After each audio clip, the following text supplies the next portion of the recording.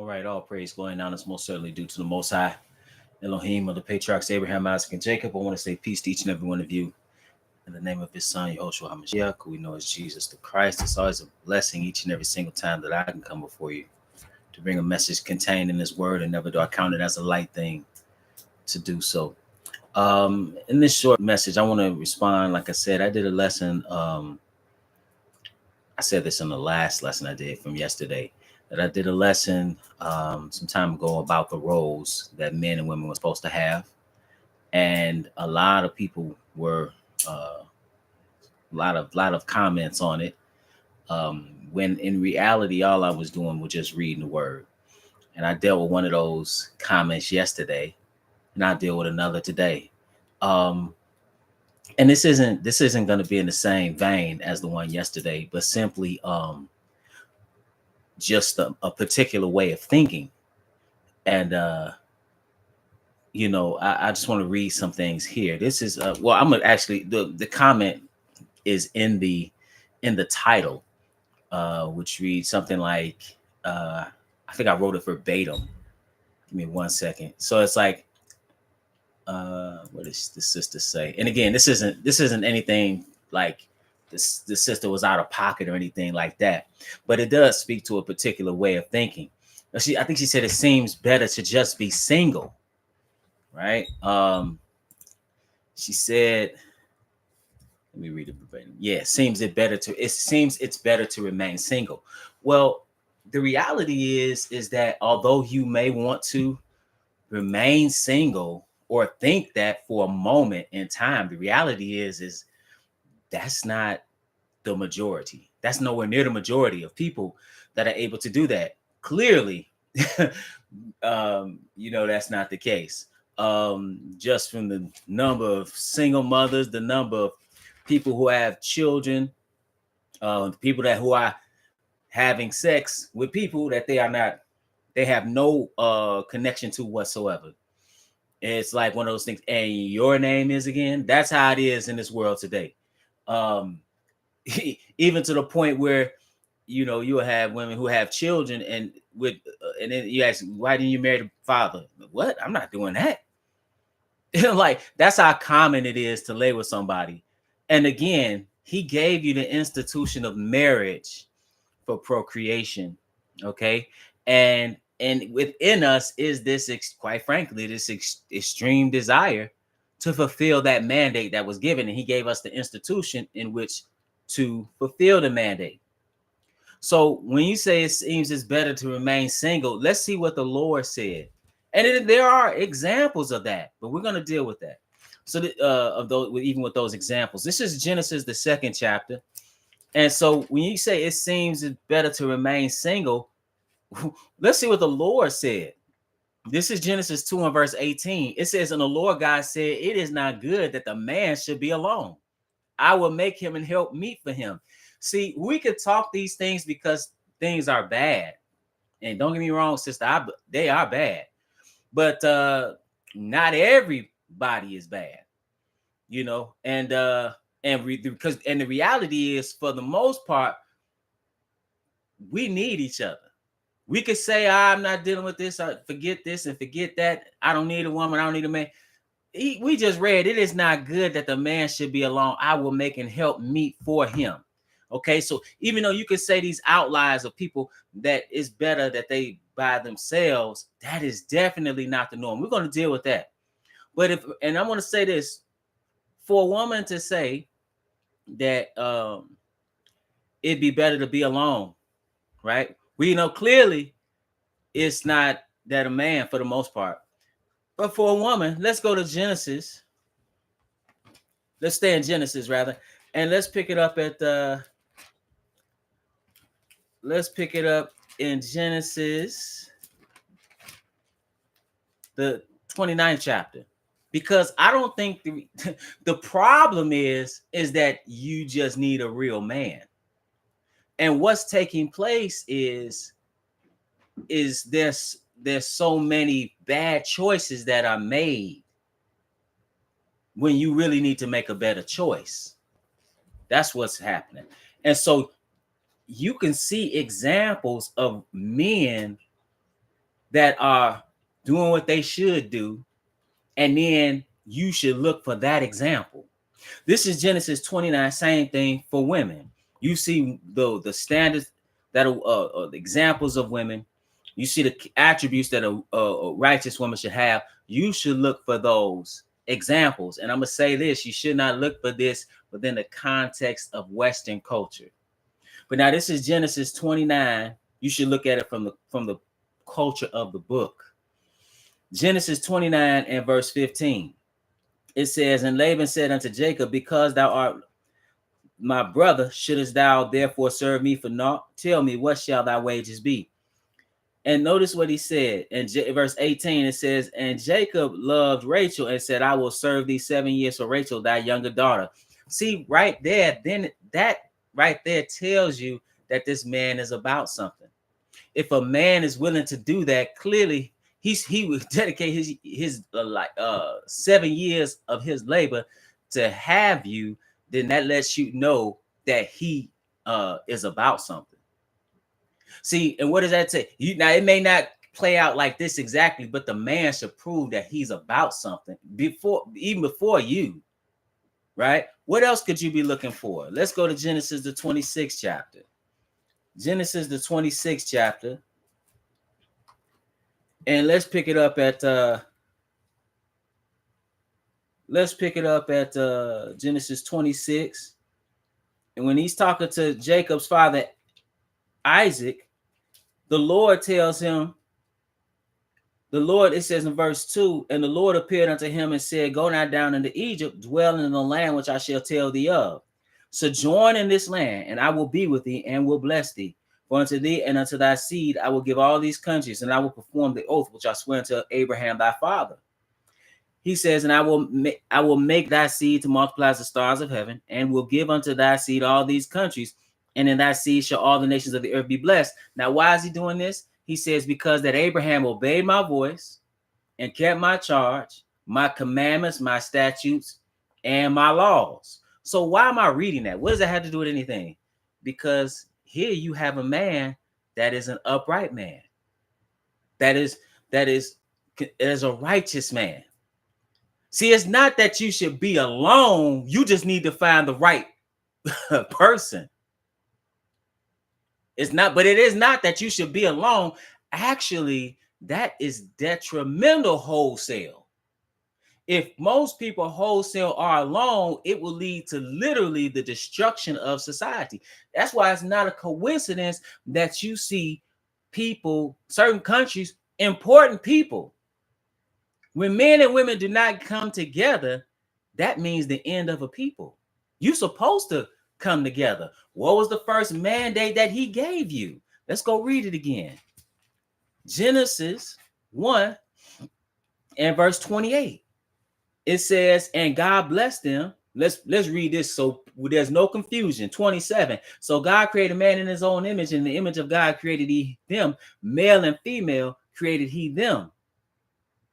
Again, so God created man in his own image. In the image of God created he him. Male and female created he them.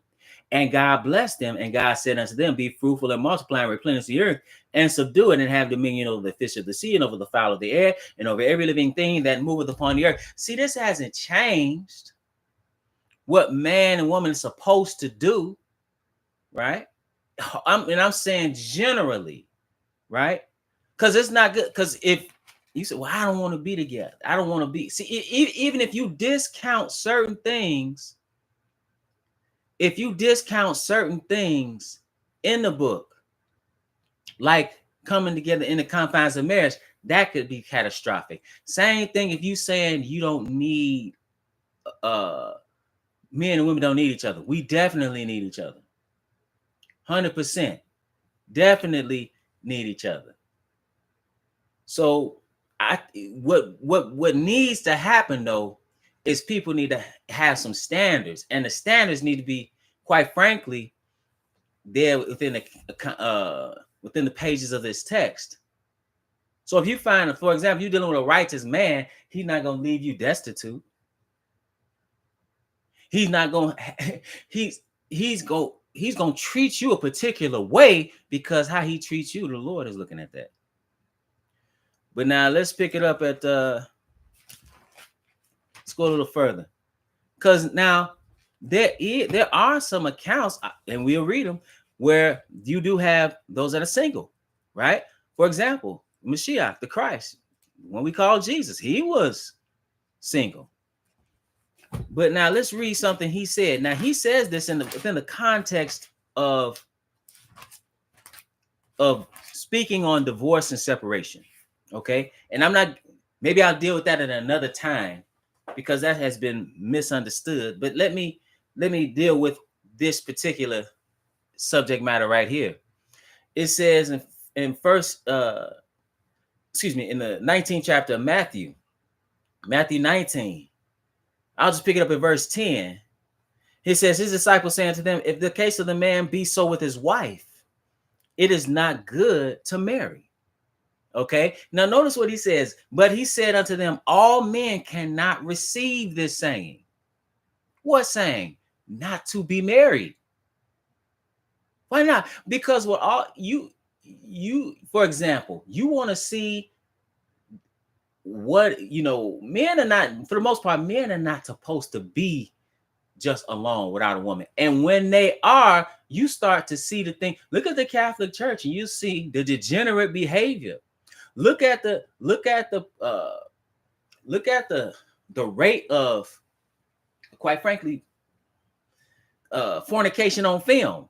All of these things lead to, detrimental situations in society. Why? Because men need a woman. Okay, that's what he's saying. All men cannot receive this saying. It's good that he don't have a wife. Well, no, that's what the Lord even tell you. And the Lord didn't have a wife. But he said, no, he said, save they to whom it is given. Save means accept to whom it is given. So when you say it's good to remain single, that's not given to everybody to do. Most people, they want somebody. I understand, like you said, you can do bad all by yourself. You don't want to choose somebody that's detrimental and going to be a hindrance to your literal salvation. No, but it is not that we don't need each other. What we desperately need is to fix the situation. And quite frankly, when you look at all these people in Christianity that so-called believers in this book, and you see how things are operating in these hellholes called churches, you understand that they are not instructing the people. For example, I can remember going into the church as a young teen, and I remember this clear like it was yesterday. Looking to my left, and it was a row of just girls my age and a little bit older, from like 15 to 25, all in the same row, all pregnant. Nobody said nothing. And I looked over there as I was like maybe 14. I was like, man, that's 15. I was like, that's not right. But so why am I saying that? Because who are they with? What standards do you have in the home? So now you go into life and you just carrying all this emotional baggage, having children out of wedlock. And so this bad behavior breeds discord, dysfunction in society and in our communities. Right. And so now if that's the norm, and now this foolishness is the norm, then it's like, man, better be by myself. No, it's actually no. We need to repair the situation. That's what actually we need to do as a people. We need to repair the situation because it's not given for you to be by yourself. You can say that in a moment of clarity when your needs don't need to be met. You can say that, but after years and years or time of not being with somebody, that's actually not what should be done for most people. Not even, that's a very small amount of people that should be even aspiring to that. And the Bible talks about you could do things when you by yourself, you can focus on the Lord, but it is not given to everybody to not have a wife. You think about it. The high priest and the priests of old had wives. You read about the prophets of old, they had wives, right? So again, he said, all men cannot receive this saying, save they to whom it is given. So it is not given to everybody. Then he says, it says in verse 12, for there are some eunuchs which were so born from their mother's womb. Okay, so what's that talking about? That's talking about now you do have anomalies. Okay, you do have anomalies or outliers of people who were basically they're not going to have a mate. But that's a very small number, an extremely small number, extremely small. Because if you actually sat down with most people and asked them, and they were straightforward with you, and they said, if you would you want to be with somebody if you could, had a suitable mate, they would tell you yes. They wouldn't say, no, I want to be by myself. They wouldn't say, I could do bad all by myself. And they say, no, this was a good person. They would tell you yes. That alone lets you know that it's not really set up for you to be by yourself. And you know, when you, especially in particular, women suffer the most when they are by themselves. These women are supposed to be by themselves uncovered, and you see that as they age. But now, he said, for there are some eunuchs which were so born from their mother's womb, right? But again, that is not the norm. Okay. Then he said, and there are some eunuchs which were made eunuchs of men. So now when you think about, for example, when you look at in the days of old, I give you an example of this. When you look, we talk about slavery a lot, the transatlantic slave trade. What we don't talk about is the Arab slave trade. What was the Arab slave trade? Were they picking cotton? No. They conscripted the men in the army. They put the women slaves in harems. But then they took certain men and they castrated them and made them eunuchs to do what? To be over the harems. That's made a man. When you look in Daniel, the book of Daniel, you notice if you ever read in the first chapter of Daniel, you see that it mentions a eunuch or a master, a master of the eunuchs. That's in Daniel, the first chapter, in verse 3, where it says, and the king spake unto Ashpenaz, the master of his eunuchs, that he should bring certain of the children of Israel and the king's seed and of the princes. So you had those eunuchs, and why they had to castrate them? Well, they didn't want them to land with their women, but they wanted them to basically, they couldn't be there all the time, so they wanted them to control them and direct them. But at the same time, he didn't want them land. They didn't want another man land with them. That's a powerful man's harem. So they made eunuchs out of men. That's what he's saying, which were made eunuchs of men. Okay. You kind of seeing how these men are being dismembered now through this transgenderism. That's making eunuchs. And you would go into a doctor's office and they would dismember you, which is a tragedy. These doctors need to go to jail. But it says, and there be eunuchs which have made themselves eunuchs for the kingdom of heaven's sake. So what does that mean? That means like some like that. You don't read that they had you don't read. I don't believe that John the Baptist had a wife. It is assumed that John the Baptist didn't have a wife, right? You look at the Mashiach, he did not have a wife, right? We'll read Paul. Paul did not have a wife. So that's what it's saying. But then it says something else. He that is able to receive it, let him receive it. The reality is most people are not able to receive that. So it is not, and this is not me down in the sister. The sister speaking from a position like, man, this is bad. It better be by yourself. But I'm just saying, really speaking to the fact that we really need to repair the situation. Because it's really not good enough to say, oh, it's just bad. We actually have to take steps as a people. And those that know better, let's start there. Take the steps to change. One step you can do if you have children, take that step with them. Don't allow them to make the mishaps that you made as an adult. But now let's go to 1 Corinthians, the 7th chapter. Because this is certainly not given to everybody. And this is what Paul, who was a eunuch for the kingdom of heaven, said. Not literally that he dismembered himself, but that he did not have a wife. He was celibate. Okay. Again, look at those Catholic priests. Everybody can't do that. That breeds all kind of inappropriate behavior. And just a side note, one of the main reasons that the Catholic Church did that, because those Catholic priests back in the day used to have wives. Some of them had several wives. They had mistresses. They had all kind of things. But the church, the so-called church, that's Mystery Babylon the Great, the mother of harlots and abomination of the earth. But nevertheless, they wanted the property that those men, those powerful bishops and so forth would have. See, that's not, clearly they're not dealing in true celibacy. But nevertheless, First Corinthians, the 7th chapter, and I'll pick it up at verse 7. Notice verse 6, this is key. We're going to pick it up at verse 6. Because here, this is what Paul says. He says, but I speak this by permission and not of commandment. So first and foremost, he's not speaking, thus saith the Lord, you can't get married, can't have a woman. No. We just read what the Lord said. Him that is able to receive it. That lets you know it's rare. And notice it's not like he said, yeah, most can receive it. Most people can just, they could, man, you'll be like that for a while. And then you're like, I need to be with somebody. Or you are deprived. You are deprived in that area and you're not happy.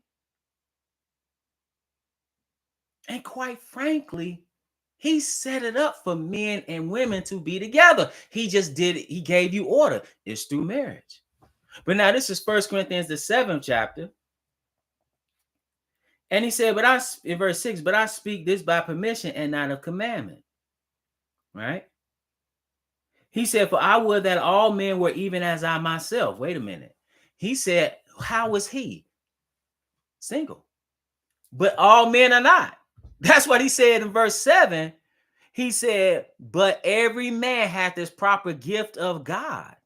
One after this manner and another after that. Right? Everybody cannot do that. It is not even meant. Because if everybody did that, you would cease to exist as a species. Then he says,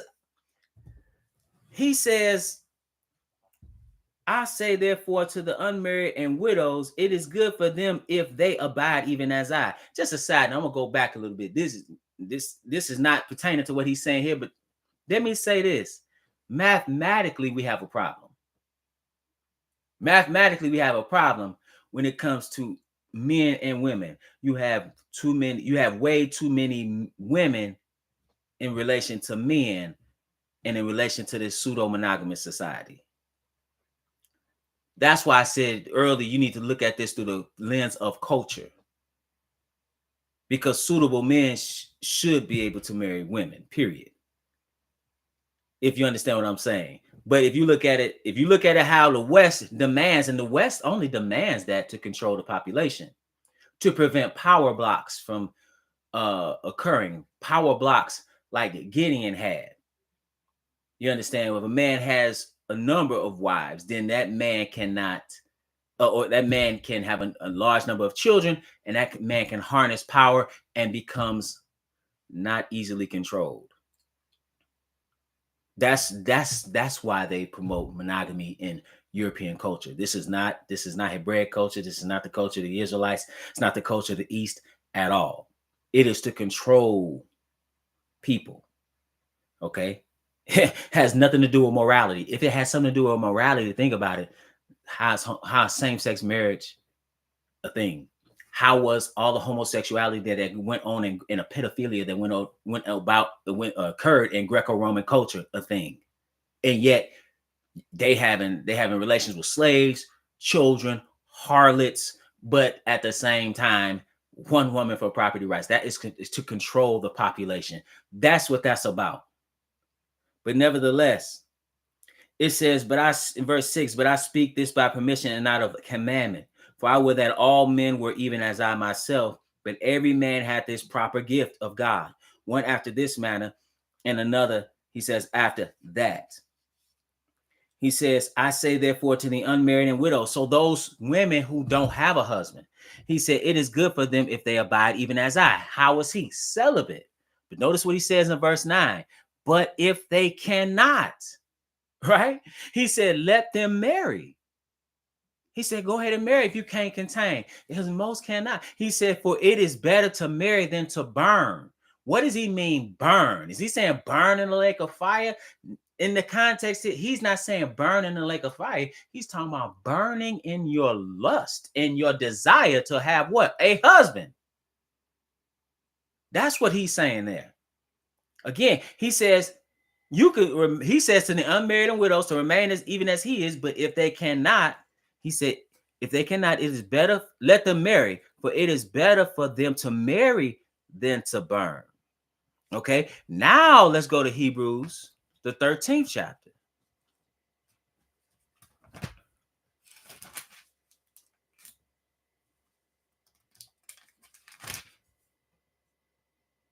Hebrews, the 13th chapter, because see, when you say it's better to be by yourself, one thing about it, people not really by themselves.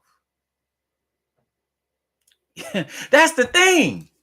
You I'll give you an example of this. You know what one of the places where STIs are through the roof? Go to some of these assisted living, these places where elderly people live. They not by themselves. They are laying with people, but they just doing it. That's what people are doing in society. They're just, so you say, I'll do bad by myself. People are not, it's not like these people are not having sex. Just put it out there plainly. So when you say it's better to be single, you not single doesn't equate to being celibate. They're having sex. Now, that's not what you should be doing. This is Hebrews, the 13th chapter. In verse 4, it says, marriage is honorable in all, and the bed undefiled, but whoremongers and adulterers God will judge. And you see those things in Leviticus, the 18th chapter, right? Where you just it's easy to say be single, but single people jumping in and out of everybody's bed, which breeds again STIs, illegitimate children, emotional baggage, right? When I say illegitimate children out of wedlock, and that is detrimental to society, right? Then all kinds of things are going on. So people are on the carousel, so to speak. That's not good for society. That's not good for society at all. Women are not even built to be doing that. They have been indoctrinated and trained in this wicked culture we in to engage in that. But even your biology is you really for one man. So yeah, so when you say bad by myself, yeah, but it's better to marry than to burn. It'd be one thing if people like, yeah, we need to be single and they wouldn't land with nobody, but land with everybody. Again, like I said earlier, and your name is again. That's what's going on in society today. Let's pick it up at 1 Corinthians, the 6th chapter, because this is what people need to realize. 1 Corinthians, the 6th chapter.